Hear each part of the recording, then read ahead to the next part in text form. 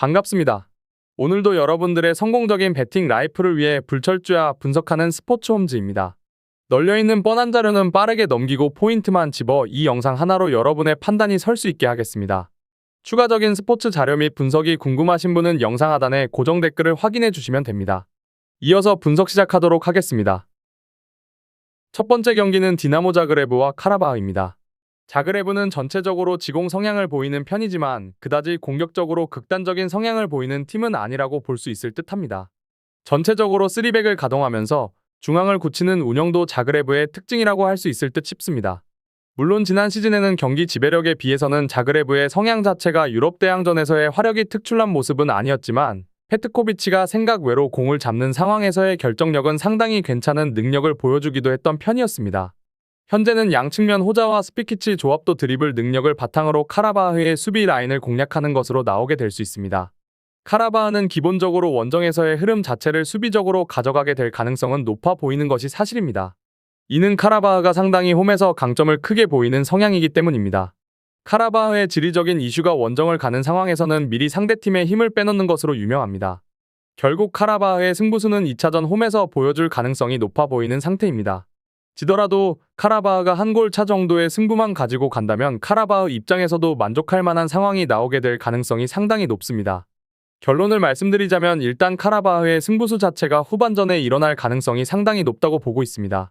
원정에서의 공격적인 성향보다는 수비적으로 이어지면서 최소한 골 차이가 크지 않은 승부로 몰고 갈 가능성이 높아 보이는 형국입니다. 자그레브의 공격성이 상당히 좋아 보이는 상태이기는 하지만 카라바흐가 매우 수비적으로 이어가면서 저득점 양상으로 일관할 가능성이 높아 보입니다. 두 번째 경기는 보데글림트와 츠르베나입니다. 보데클림트는 리그에서 가장 공격적인 성향을 가지고 있습니다. 물론 빅찬스나 패스 성공률 등 브란에게 밀리는 스탯이 있기는 하지만 빅찬스를 골로 연결시키는 데는 가장 익숙한 전력이라고 보는 것이 합당할 것으로 보고 있습니다. 이는 UCL 예선에서도 상당히 자주 드러나는 모양새이기도 합니다.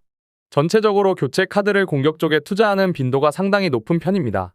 다만 이것이 긍정적으로 볼 수만은 없는 이유는 생각보다 초반에 경기를 끝낼 수 있을 만한 상황이 잘 나오지는 않아서 중원과 수비에서의 부하를 감수하고 공격에서의 흐름에 집중하는 것으로 볼 수 있기 때문입니다. 결국 3선 아래 선수들은 체력적으로 부담을 느낄 수도 있습니다. 지난 UCL 예선에서도 전반을 2대1로 마치고 공격적으로 라인업을 바꾸면서 후반에 2골을 추가적으로 넣은 다음에야 스코어를 벌리는 모습을 보여주기도 했습니다. 츠르베나는 아주 중원에서의 흐름에 적극적인 모습을 보여주는 편입니다. 지난 시즌 UCL 조별리그에서는 맨시티를 상대로도 중앙에서의 흐름을 잡아가는 것으로 일관했던 모습이었습니다. 특히 맨시티가 로테이션을 풀로 돌린 6차전에서는 2대3으로 석패하는 등 생각보다 맨시티와도 승부가 되는 모습을 보여주기도 했습니다. 황인범이 리그에서도 상당히 중앙에서의 사령관 역할을 잘 해주는 등 핵심 선수들의 페이스가 상당히 좋아 보이는 것은 사실입니다. 다만 전체적으로 UCL에서는 다실점 성향이 상당히 짙은 편입니다. 지난 시즌에도 조별리그에서 2골 이하로 실점을 한 경기는 없었을 정도입니다.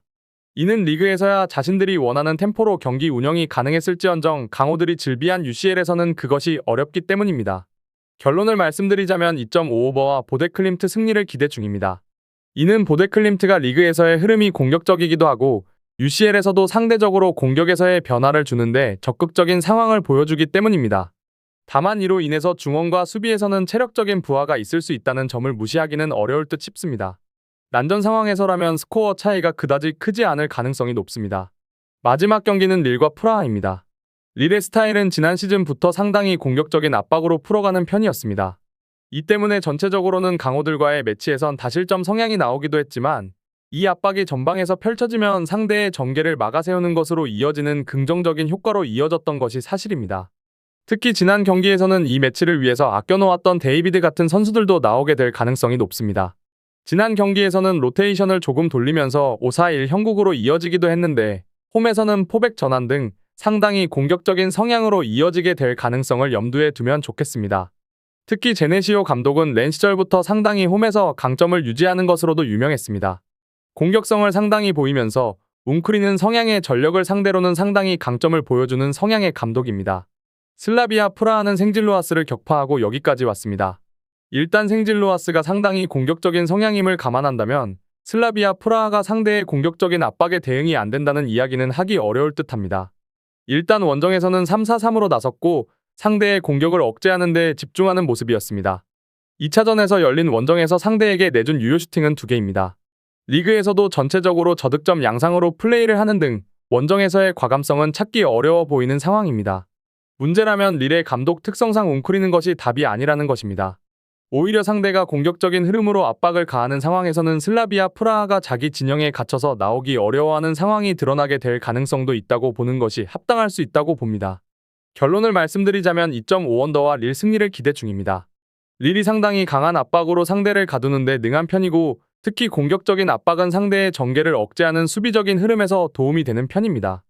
릴의 감독의 특성도 홈에서의 강점을 잘 이용하는 편이기도 하고 특히 상대가 웅크리는 상황에서는 주도권을 쥐고 흔드는 것으로 이어지는 편입니다.